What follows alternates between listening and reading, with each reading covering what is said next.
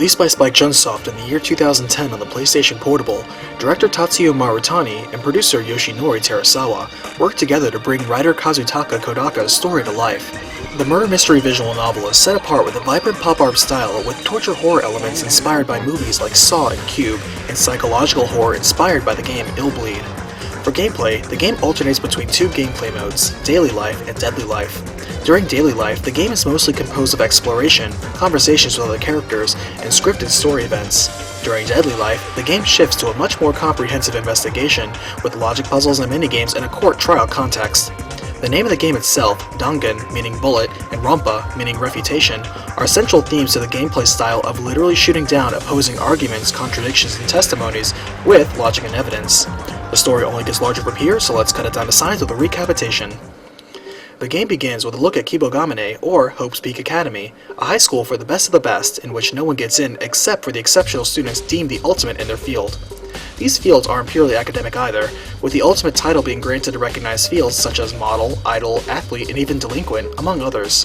Ironically, our protagonist, the unremarkably average Makoto, has been invited to the school solely by being deemed ultimately lucky enough to have won a lottery for random selection of among average students. However, as he steps into campus for his first day at this prestigious high school, he blacks out. Waking up, he finds himself in a strange classroom where the windows have been bolted down and security cameras set up everywhere. He finds he's been locked in here with 14 other new students who were all supposed to start school today as well.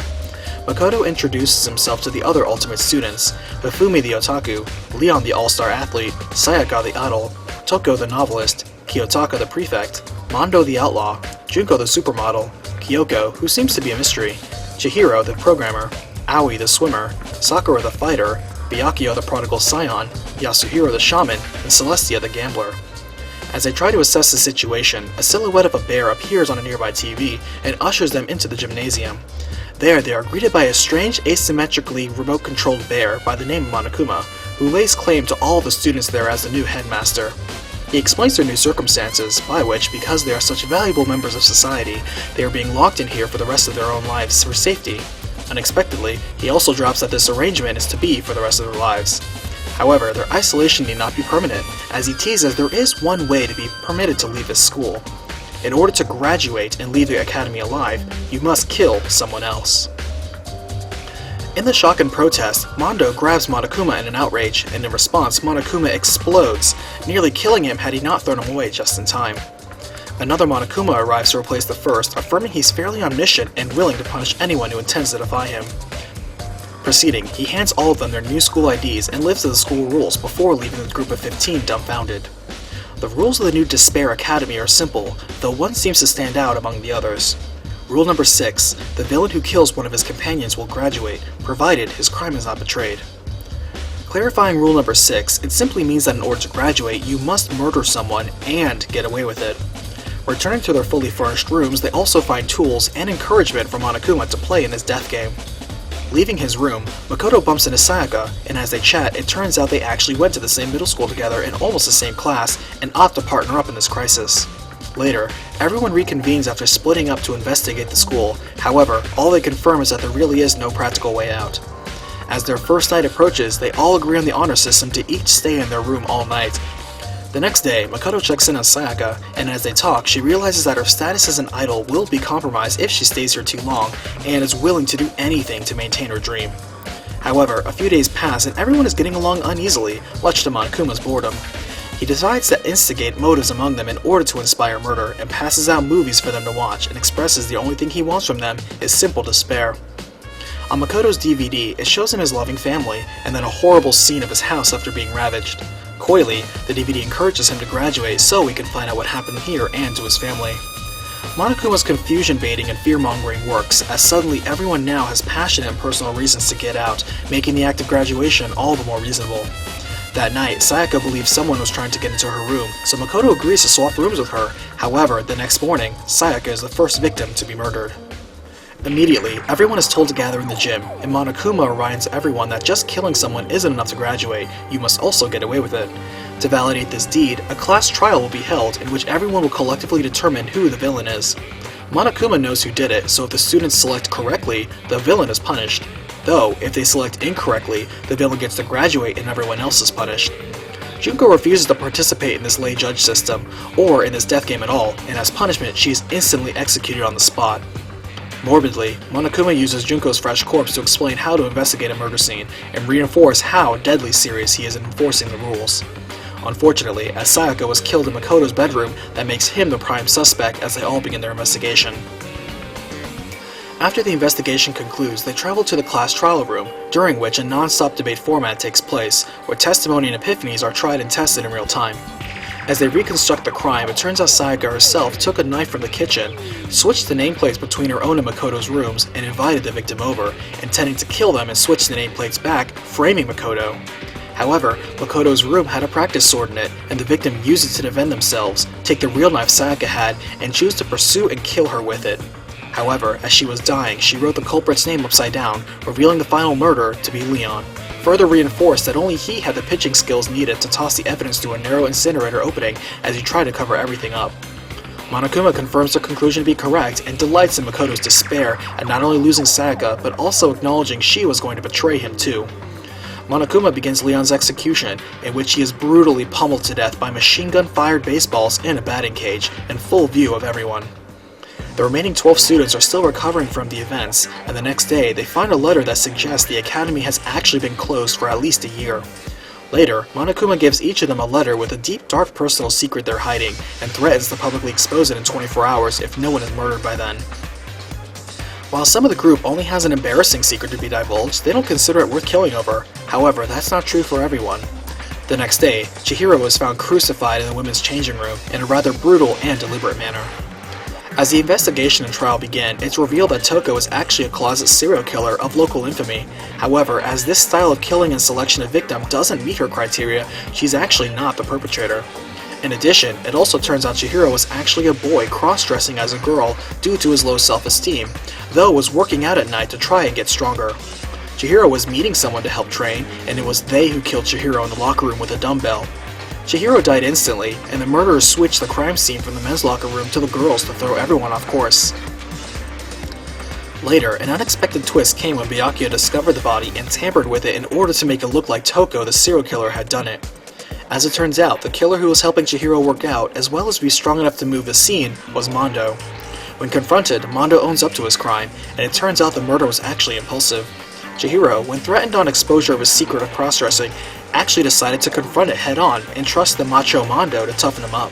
However, Mondo was hiding his insecurity and weakness over the lie that helped him form his bike gang.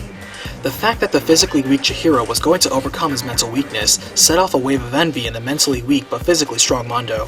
He snapped and killed Chihiro in his moment of weakness, and Monokuma scoffs that none of them know what real strength is. As his execution, he's electrocuted while riding inside of a motorcycle death cage to the point where he's liquefied and turned into butter. Afterwards, when asked why he endangered all of them by tampering with the crime, Byakuya said he actually witnessed the crime, making the entire mystery over before any fun was to be had. He intended to frame Toko for it and reveal the actual culprit at the last second, but Makoto actually solved both mysteries anyway. With this, he states he now knows who to watch out for when he decides to be the villain, as he has every intention of winning this game. Unknown to the remaining 10 students, Monokuma speaks to a mole, who confirms there is actually a mystery 16th student whom he intends to use as a trump card later. The next day, as more investigation of the school continues, they find a photo with 3 of the victims so far, in a casual setting not necessarily within the school. This seems rather strange since those 3 didn't seem to actually know each other before this incident. Later, they find a school laptop Chihiro left behind, with an AI he created called Alter Ego, that he left running to break the heavily decrypted files concerning the school on this laptop. Later, Monokuma invites them to the gym again, this time offering $10 billion to the person who graduates. While no one initially seems persuaded by this offer, they find someone has stolen the secret laptop, possibly indicating there is a mole among them, and later someone dressed up in a giant robo costume is going around walloping people with progressively bigger hammers. Celeste is the first bludgeoned with a small mallet, and Hifumi and Kiyotaka are killed with a significantly bigger one. However, upon investigation, it seems Hifumi was actually just barely holding on to life, and mutters out the killer's name to be Yasuhiro, who happens to be found stuck in the robot costume. As the trial ensues, their investigation of discrepancies between the dead bodies and when they were killed and discovered reveals a deeper plot. They unravel that Hifumi made a deal with the true villain to kill Kiyotaka, and they would corroborate so Yasuhiro took the fall. During this, they made the costume, drugged Yasuhiro, and kept him aside. Then, they attacked and killed Kiyotaka with a massive mallet and hid him aside as well.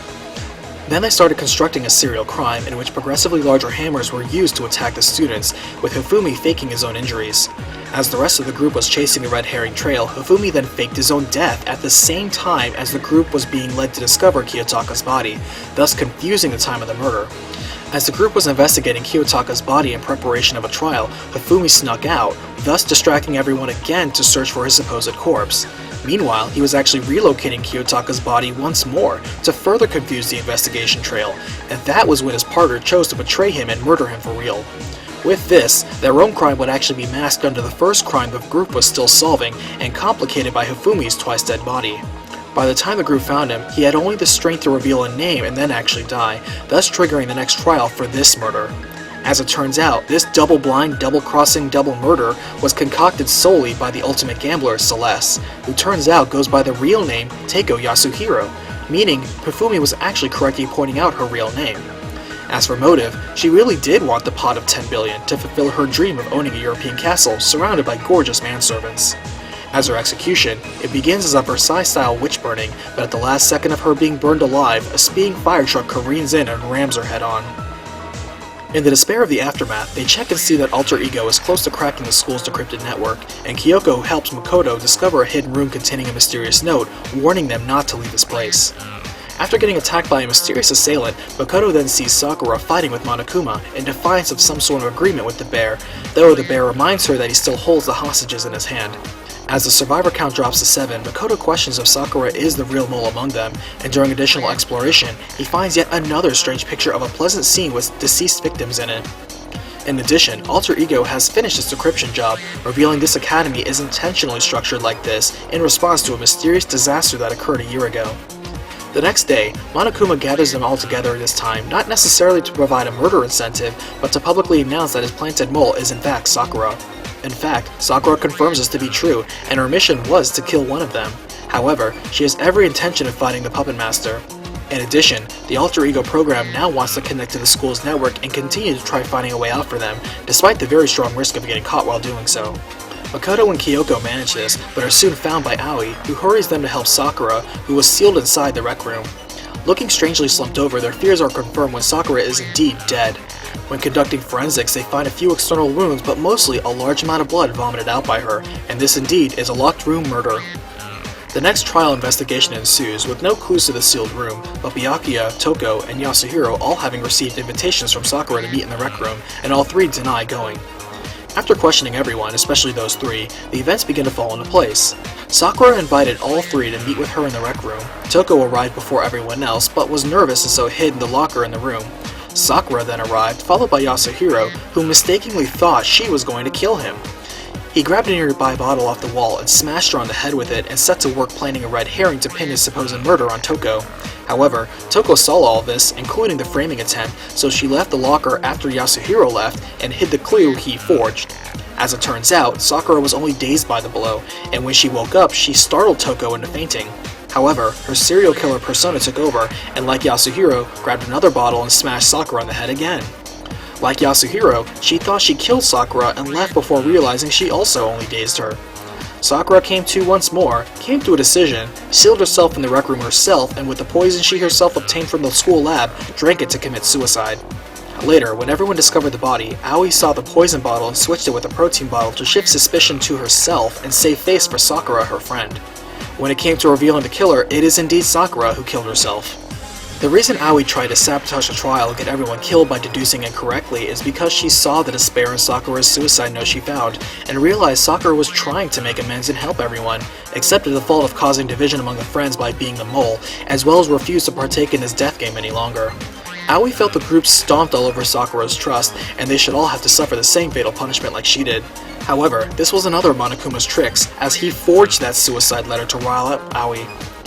Instead, the real suicide note comes out, in which Sakura explains Monokuma held her entire dojo hostage since day one, and ordered her to agree to being the mole. At first, she was ordered to start the death game with the first murder, but since Sayaka started the murders, Sakura was on standby.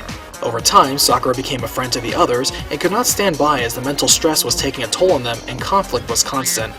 She sacrificed herself to not only end the strife about the mole business, but also free her clan and remind everyone they are all precious friends.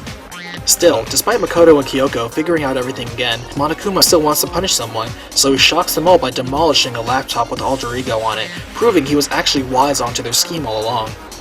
Afterwards, it also comes out that Monokuma has done something to all of their bodies, but leaves it at that. That night, Kyoko wakes up Makoto in the middle of the night to investigate the data processing room at the school. They're interrupted by Monokuma and retreat, but before going to bed, she reveals to Makoto that there is a hidden 16th student, Mukuro Ikusawa, the ultimate despair, and that they should beware of her. The next day, as they explore previously unseen rooms, they find one that looks to be an old and deliberately untouched crime scene aftermath of a massacre. They surmise that this must be the infamous malefaction that caused the school to be shut down. In addition, they note a pickaxe in the garden happens to have the same phrase "Crazy Diamond" carved into it, the same phrase is on the back of the biker Mondo's jacket for some reason, and a survival knife that they agreed to leave in Makoto's safekeeping. The next day, Kyoko reveals to Makoto that Sakura left them one last gift before killing herself, and that was breaking a lock onto the previously inaccessible headmaster's office. Taking advantage of the night they distracted Monokuma with their late-night visit of the data processing room, Kyoko actually snuck in and stole a strange key with a Monokuma head on it. Kyoko then goes undercover for the next few days, and even Monokuma cannot find her, causing everyone to wonder what became of her, or how she is managing to stay underneath the radar. Later that night, Makoto is startled awake to find a masked person standing above him with his survival knife in hand, and the next morning, it turns out the rest of the group was up all night dismantling an inert Monokuma they found. As they dissect the mechanical bear, they find it incredibly advanced, but still remote controlled, so it's possible the puppet master controlling him is unable to do so currently for some reason. Sensing a lapse in security, Byakuya urges them to take the offensive and infiltrate the headmaster's office now. They think to use the pickaxe they found earlier to pry open the door, but as soon as they enter the garden again, Makoto finds this masked assailant on the ground, stabbed with a survival knife. Toko moves in to remove the mask off the seemingly female figure, but suddenly the corpse explodes. After putting out the fire, the body is now too charred to recognize, and upon investigation they find yet another mysterious key, which apparently leads to the data processing room. Checking that room immediately, they find it's the master's surveillance room the puppet master was using to watch all of the security cameras in the school. Furthermore, they find a TV connected to an antenna, which suggests that they now have a way to watch the outside world. However, when they turn it on, all they see is themselves on camera, which seems strange. Shocking all of them is Monokuma, popping in and explaining he was only playing dead in order to give them hope again, just to dash in and delightfully turn it into despair. He reveals the TV footage of them is no trick, as every moment of their trials and tribulations in this no-escape death game are all being broadcast live to an outside audience. In fact, he proclaims all of the progress they thought they were making, including the evasion of this room, has actually been per design all along for the sake of this extreme reality TV.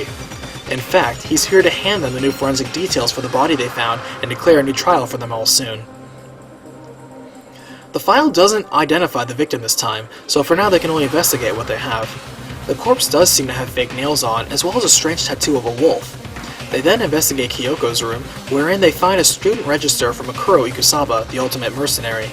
In addition, they find a key in a room that leads to a locker with arrows and some bloody crumpled packing tape.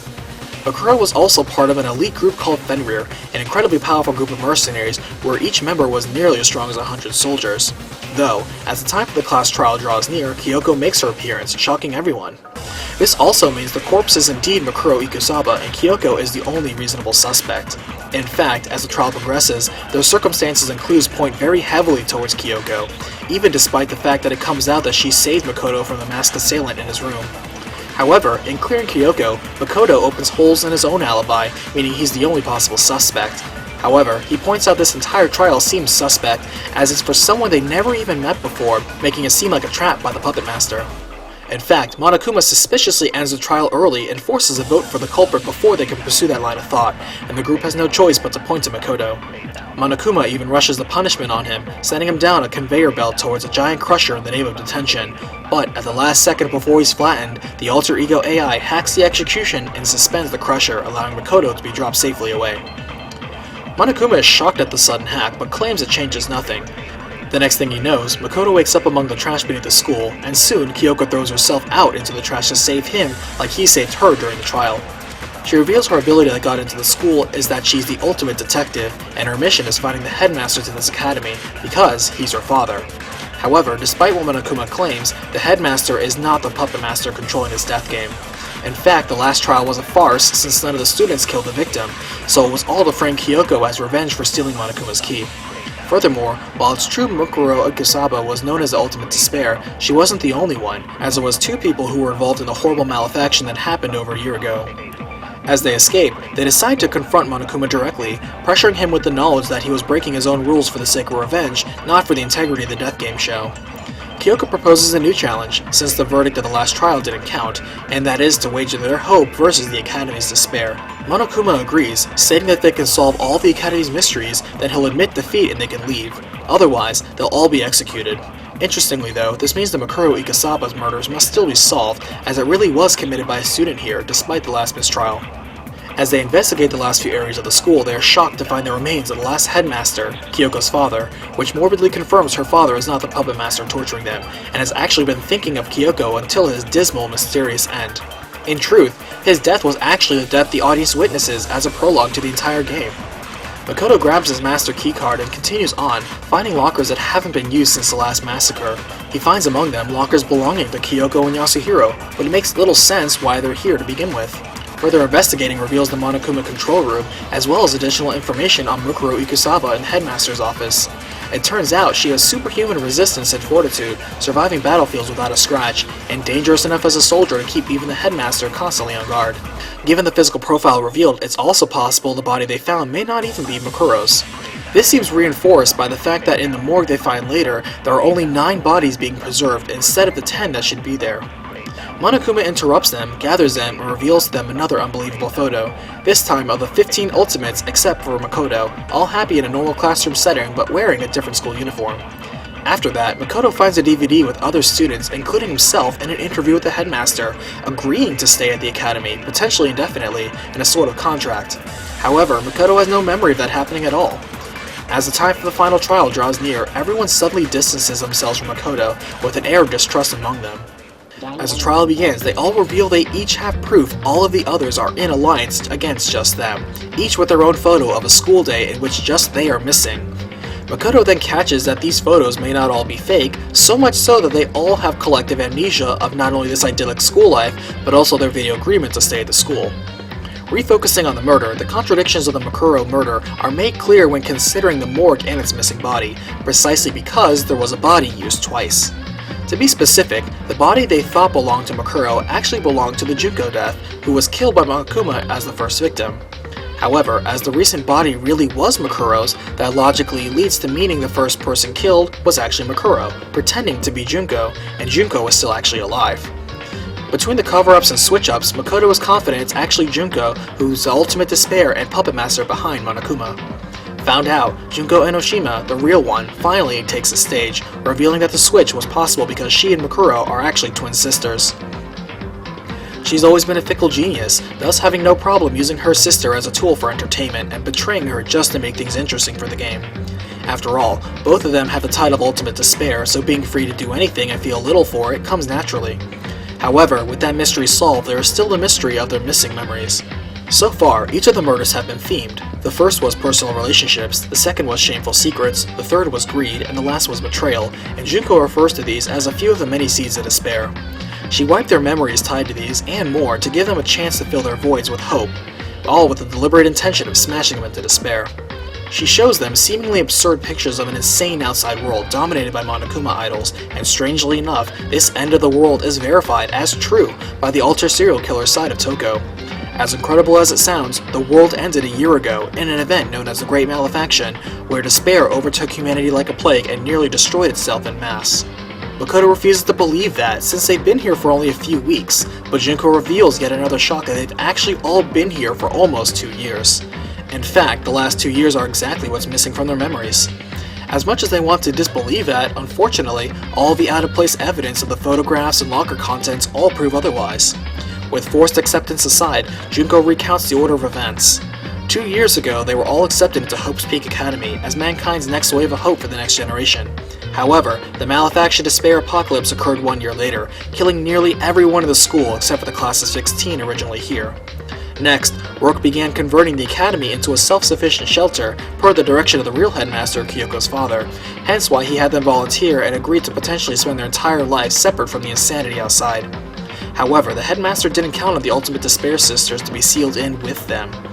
That was when Junko set out to plan to crush the absolute last of humanity's hope by broadcasting the witch hunt for anyone still daring to hope for the future. Their despair would be forced upon the people outside, and ironically, their lingering hope attracted those who held the same out into the open in order to be slaughtered. However, despite all that, Makoto stands up in defiance of all that despair and shoots hope into each of his forlorn allies, reforming himself into his new title, The Ultimate Hope. United, the friends resurge with new vision and energy and altogether lay down the final guilty verdict on Junko, forcing her to despair for the first time on her own. Suffering the cumulative punishments and executions deployed so far, Junko Enoshima, the Ultimate Despair, is figuratively and literally crushed by the Ultimate Hope. As the game ends, the survivors gather before the exit to the school. With the way out now before them, the surviving 6 students of Hope, each with a new motivation to recreate the world before them, stand ready to face the future, regardless of the ruin it may be in. Danganronpa, Trigger Happy Havoc, has enjoyed the success of selling over 500,000 copies worldwide. A big thanks goes to Chris for your donation and support of this episode. Thanks!